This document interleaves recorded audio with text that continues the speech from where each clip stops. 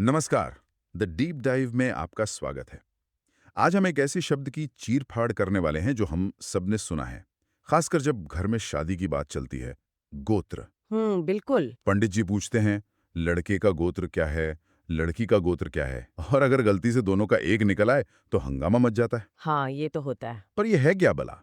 सिर्फ एक पुराना रीति-रिवाज या इसके पीछे कोई गहरा मतलब छुपा है? हमारे पास कुछ कमाल के स्रोत हैं, कुछ वीडियोस और एक रिसर्च पेपर जो इस मामले की तह तक जाते हैं। आज का हमारा मिशन है इस गोत्र की पहेली को सुलझाना, इसकी सामाजिक, धार्मिक और सबसे हैरान करने वाली इसकी वैज्ञानिक जड़ों को समझना।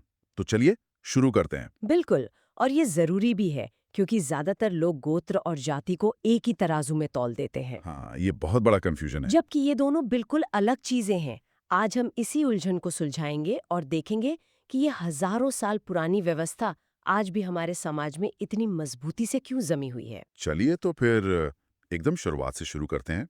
ये गोत्र शब्द आया कहाँ से? हमारे स्रोत बताते हैं कि ये संस्कृत के दो शब्दों से बना है, गो यानी गाय। और त्र यानी आश्रय। तो इसका मतलब हुआ गौशाला या मवेशियों का बाड़ा। ये थोड़ा अजीब नहीं है?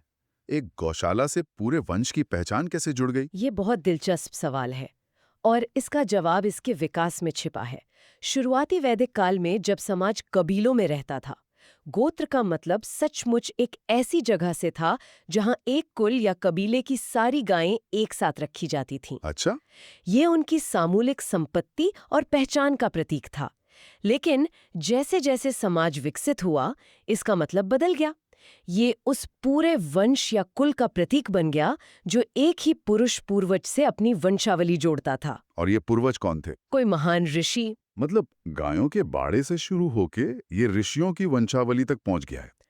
स्रोतों में महान व्याकरण शास्त्री पाणिनि की एक परिभाषा भी है, अपत्यम पौत्र प्रवृत्ति गोत्रम। अब ये सुनने में बड़ा भारी भरकम लगता है।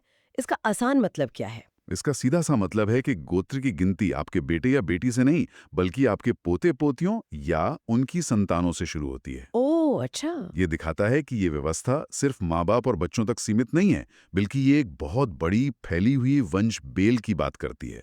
ये एक पितृसत्तात्मक व्यवस्था है, यानी वंश पिता से चलता है। बेटे को पिता का गोत्र मिलता है। बिल्कुल। और यहीं पर शादी की एक बहुत बड़ी रस्म का जिक्र आता है, कन्यादान।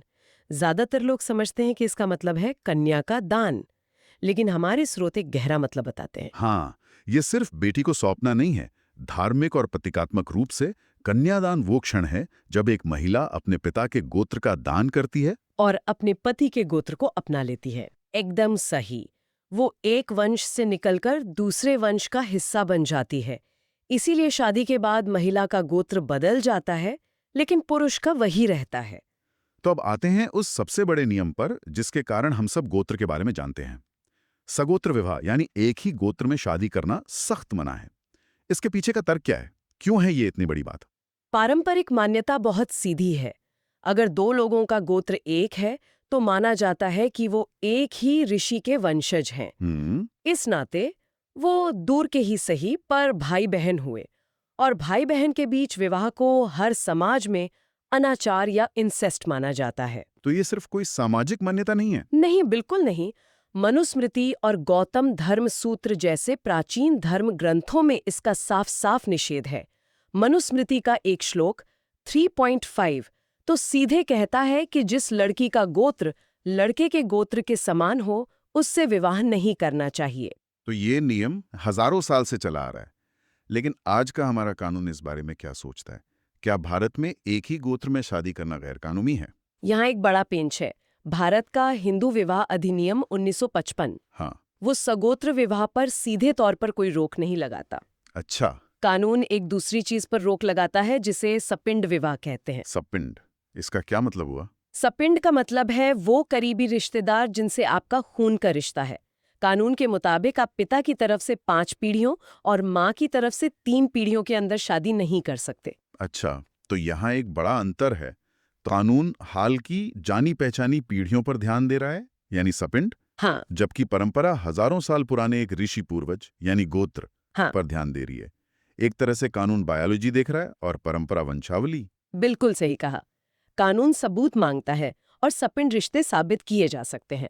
गोत्र विश्वास और परंपरा पर आधारित है। इसीलिए कानूनी तौर पर सगोत्र विवाह मान्य है। हाँ, लेकिन समाज खासकर ग्रामीण इलाकों में आज भी इसे स्वीकार नहीं करता और इसका बहुत कड़ा विरोध होता है।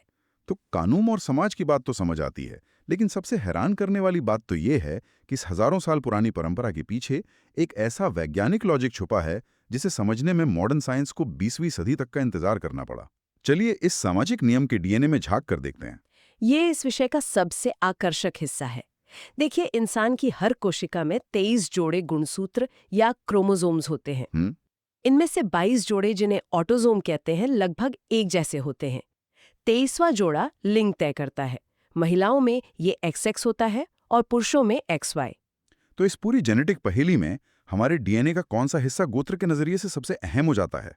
वो है Y क्रोमोसोम। Y chromosome. हाँ, ये एक खास गुणसूत्र है क्योंकि ये सिर्फ पुरुषों में पाया जाता है और लगभग बिना किसी बदलाव के पिता से बेटे में, फिर उसके बेटे में और इसी तरह पीढ़ी दर पीढ़ी आगे बढ़ता है। मतलब एक्स क्रोमोसोम तो माँ और बाप दोनों से आता है। हाँ, लेकिन Y क्रोमोसोम सिर्फ और सिर्फ पिता से। तो गोत्र व्यवस्था जो पिता के वंश को ट्रैक करती है, असल में अनजाने में वाई क्रोमोसोम के रास्ते को ही ट्रैक कर रही थी। बिल्कुल। अब यहीं पर जेनेटिक्स का एक और नियम काम करता है। इसे ऐसे समझिए, XX क्रोमोसोम एक टीम की तरह है। अगर एक खिलाड़ी मतलब एक X से कोई जेनेटिक गलती या खराबी हो जाए, तो दूसरा खिलाड़ी मतलब दूसरा X अक्सर उसे सुधार सकता है, एक तरह से बैकअप दे सकता है। अच्छा। लेकिन XY जोड़ी में Y क्रोमोसोम अकेला है। उसके पास कोई बैकअप पार्टनर नहीं है जो उसकी गलतियों को ठीक कर सके। मतलब वाई क्रोमोसोम एक लोन वुल्फ की तरह है। अगर उसमें कोई गड़बड़ी आ गई तो वो ठीक नहीं हो पाती और अगली पीढ़ी में चली जाती है। गड़बड़ियां या जेनेटिक त्रुटियां पीढ़ी दर पीढ़ी जमा होती जाती हैं। अब सोचिए, अगर एक ही गोत्र में शादी होती है। तो इसका मतलब है कि लड़का और लड़की दोनों एक ही पुरुष वंश से हैं? बिल्कुल। तो बहुत ज्यादा संभावना है कि उनके Y क्रोमोसोम में एक जैसी जेनेटिक त्रुटियां हों। जब ये दोनों मिलते हैं तो उनके बच्चों में उन अव्यक्त आनुवंशिक विकारों मतलब रिसेसिव जेनेटिक डिसऑर्डर्स के उभर कर सामने आने का खतरा कई गुना बढ़ जाता है। तो मतलब हमारे पूर्वजों को शायद डीएनए या क्रोमोसोम के बारे में नहीं पता था, लेकिन उन्होंने अनुभव से एक ऐसा सामाजिक सिस्टम बना दिया जो असल में वाई क्रोमोसोम की जेनेटिक सेहत की रखवाली कर रहा था। ये तो हजारों साल पहले का जेनेटिक हेल्थ मैनेजमेंट है। बिल्कुल। और इसके दुष्परिणाम हम इतिहास में देख सकते हैं। स्रोतों में यूरोप के शाही हैब्सबर्ग राजवंश का उदाहरण है। हाँ, मैंने भी पढ़ा इसके बारे में। वो लोग अपनी शाही शुद्धता बनाए रखने के लिए दशकों तक करीबी रिश्तेदारों में ही शादी करते रहे। और नतीजा? नतीजा, हैब्सबर्ग जॉ नाम की एक विकृति पैदा हो गई। अगर आप उनके शाही चित्र देखेंगे तो साफ नजर आएगा उनकी ठुड्डी और निचला जबड़ा बहुत आगे की तरफ निकला होता था। बाप रे। ये इतनी बड़ी समस्या बन गई थी कि राजा चार्ल्स द्वितीय ठीक से खाना चबा भी नहीं पाते थे और उनकी बहुत कम उम्र में मृत्यु हो गई। और मिस्र के फराओ तूतनखामेन का भी जिक्र है। हाँ, डीएनए स्टडीज से पता चला है कि तूतनखामेन के माता-पिता सगे भाई बहन थे। भाई बहन? जी हाँ। इसका नतीजा ये हुआ कि तूतनखामेन कई बीमारियों के साथ पैदा हुए थे। उनका एक पैर मुड़ा हुआ था, मतलब क्लब फुट, उनकी रीढ़ की हड्डी में समस्या थी और उन्हें हड्डी की एक गंभीर बीमारी थी। तो वो ठीक से चल भी नहीं पाते होंगे। नहीं, वो हमेशा सहारे से चलते थे। ये सब करीबी संबंधों में प्रजनन या इनब्रीडिंग के भयानक नतीजे हैं। इन उदाहरणों को देखें तो लगता है कि गोत्र प्रणाली एक तरह का प्राकृतिक जेनेटिक सुरक्षा कवच थी। अब यहाँ एक आम उलझन पैदा होती है। हम गोत्र की बात कर रहे हैं जो खून के रिश्ते यानी वंश पर आधारित है, लेकिन भारत में जन्म से जुड़ी एक और पहचान है, जाति। अक्सर लोग इन दोनों को मिला लेते हैं। आपके स्रोत इन दोनों के बीच की रेखा कहाँ खींचते हैं? ये एक बहुत जरूरी सवाल है। देखिए, दोनों का मूल आधार ही अलग है। गोत्र पूरी तरह से वंश या लिनियज पर आधारित है। इसका संबंध जेनेटिक्स से है। ठीक है।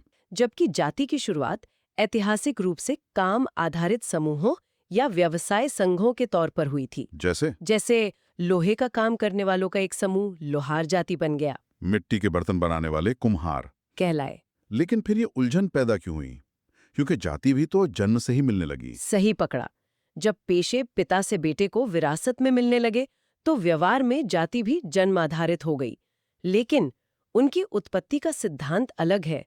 गोत्र का आधार जन्म है, जबकि जाति का मूल आधार कर्म या पेशा था। अच्छा, तो यही कारण है कि अलग-अलग जातियों में भी एक ही गोत्र के लोग मिल सकते हैं। बिल्कुल। जैसे कश्यप गोत्र आपको ब्राह्मणों में भी मिलेगा और दूसरी जातियों में भी। लेकिन एक ही परिवार के अंदर आपको अलग-अलग गोत्र नहीं मिलेंगे। ये बहुत साफ हो गया। अब थोड़ा और पीछे चलते हैं। ये गोत्र शुरू कहाँ से हुए? ये पहले ऋषि कौन थे जिनके नाम पर सब चल रहा है? माना जाता है कि इनकी उत्पत्ति सप्तर्षियों यानी 7 महान ऋषियों और 8वें ऋषि अगस्त्य से हुई। ये नाम हम सबने सुने हैं, कश्यप, अत्रि, वशिष्ठ। विश्वामित्र, गौतम, चमदाग्नि और भारद्वाज। कहा जाता है कि शुरुआत में शायद सिर्फ 4 या 8 ही मुख्य गोत्र थे, लेकिन जैसे जैसे इन ऋषियों के वंश बढ़ते गए, उनके बेटों, पोतों और शिष्यों के नाम पर नए नए उपगोत्र बनते गए। और आज इनकी संख्या हजारों में है। हाँ, हजारों में। और स्रोतों में एक और परत का जिक्र है, प्रवर। ये क्या चीज है? ये तो गोत्र से भी ज्यादा जटिल लगता है। प्रवर एक तरह से आध्यात्मिक उपवंशावली है। मतलब? हर गोत्र के अंदर कुछ सबसे महान और प्रतिष्ठित ऋषियों की एक सूची होती है, जिन्हें उस गोत्र का प्रवर कहा जाता है। यज्ञ जैसे बड़े अनुष्ठानों के दौरान पुरोहित आपके नाम और गोत्र के साथ आपके प्रवर का भी उच्चारण करते हैं। तो ये बस एक पहचान है? ये आपकी वंशावली की श्रेष्ठता को स्थापित करने का एक तरीका है। तो क्या इसका शादी के नियमों पे भी कोई असर पड़ता है? हाँ, और ये नियमों को और भी सख्त बना देता है। कैसे? नियम ये है कि ना सिर्फ आपका गोत्र अलग होना चाहिए, बल्कि आपका प्रवर भी अलग होना चाहिए। कभी-कभी ऐसा हो सकता है कि 2 परिवारों का गोत्र तो अलग हो, लेकिन उनके प्रवर में कोई एक ऋषि कॉमन हो। अच्छा। ऐसी स्थिति में भी विवाह वर्जित माना जाता है, क्योंकि इसका मतलब है कि उनकी आध्यात्मिक वंशावली कहीं ना कहीं जाकर मिल जाती है। वाह, ये तो वाकई बहुत विस्तृत व्यवस्था है। लेकिन अब एक व्यावहारिक सवाल पर आते हैं। आज की भागदौड़ भरी जिंदगी में बहुत से लोगों को शायद अपना गोत्र पता ही ना हो। ये जानकारी पीढ़ियों में कहीं खो गई हो। ऐसे में परंपरा क्या रास्ता सुझाती है? स्रोत इस स्थिति के लिए कई विकल्प बताते हैं।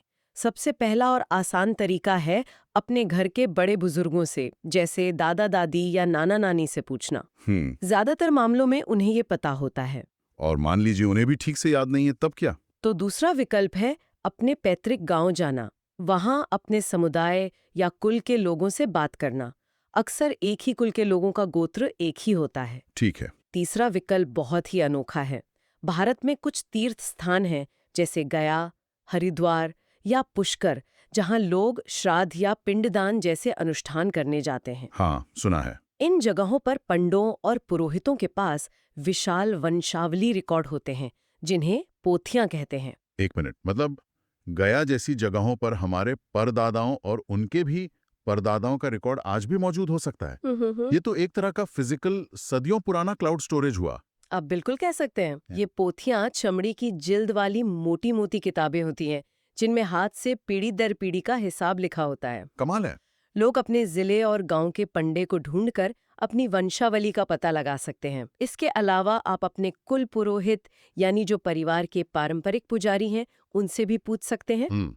ऐतिहासिक रूप से कई क्षत्रिय, वैश्य और शूद्र परिवारों ने अपने पुरोहित का गोत्र ही अपना लिया था। और अगर ये सारे रास्ते बंद हो जाएं तो क्या कोई आखिरी उपाय है? हाँ, कुछ अंतिम उपाय भी हैं। एक व्यक्ति किसी गुरु से दीक्षा लेकर औपचारिक रूप से उनका गोत्र अपना सकता है। और अगर कुछ भी ना पता चले तो शास्त्रों में कश्यप गोत्र अपनाने की सलाह दी गई है। कश्यप गोत्र? ऐसा क्यों? ऐसा इसलिए क्योंकि ऋषि कश्यप को सृष्टि के शुरुआती प्रजापतियों में से एक और पूरी मानवता का पूर्वज माना जाता है। तो जब कोई वंश सूत्र न मिले तो आप सीधे मुख्य स्रोत से जुड़ सकते हैं। तो इस पूरी चर्चा को समेटते हैं। गोत्र प्रणाली, जो ऊपर से देखने पर एक पुराना सामाजिक नियम लगती है, असल में एक बेहद जटिल और बहुस्तरीय ढांचा है। ये वंशावली, सामाजिक संगठन, धार्मिक पहचान और जैसा कि हमने देखा, आश्चर्यजनक रूप से जेनेटिक स्वास्थ्य प्रबंधन की एक व्यवहारिक प्रणाली का मिश्रण है। बिल्कुल। और ये आज हमारे सामने एक बड़ा सवाल खड़ा करता है। हम वैश्विक प्रवास, अंतर्जातीय विवाह और डीएनए टेस्टिंग के युग में जी रहे हैं। जाहिर है ये प्रणाली बदल रही है। एक तरफ इसके सख्त सामाजिक नियमों की आलोचना होती है, खासकर जब हम ऑनर किलिंग जैसी भयावह घटनाओं के बारे में सुनते हैं जो गोत्र के नाम पर की जाती हैं। सही बात है। लेकिन दूसरी तरफ अंतः प्रजनन मतलब इनब्रीडिंग से बचने का इसका जो मूल वैज्ञानिक सिद्धांत है, वो आज भी उतना ही ठोस और प्रासंगिक है। तो आखिर में हमारे सुनने वालों के लिए एक सवाल छोड़ जाते हैं। आज हमारे पास जेनेटिक टेस्टिंग जैसी तकनीकें हैं जो हमें हमारे गहरे वंश और स्वास्थ्य से जुड़े संभावित खतरों के बारे में बता सकती हैं। इसे देखते हुए क्या प्राचीन गोत्र प्रणाली आधुनिक व्यक्तिगत आनुवंशिकी का अग्रदूत थी, जिसे बस एक अलग भाषा और प्रतीकों में समझाया गया था, या फिर ये एक ऐसी परंपरा है जिसकी वैज्ञानिक उपयोगिता अब तकनीक ने खत्म कर दी है और अब केवल इसके सामाजिक और धार्मिक पहलू ही बचे हैं? इस पर विचार किया जा सकता है।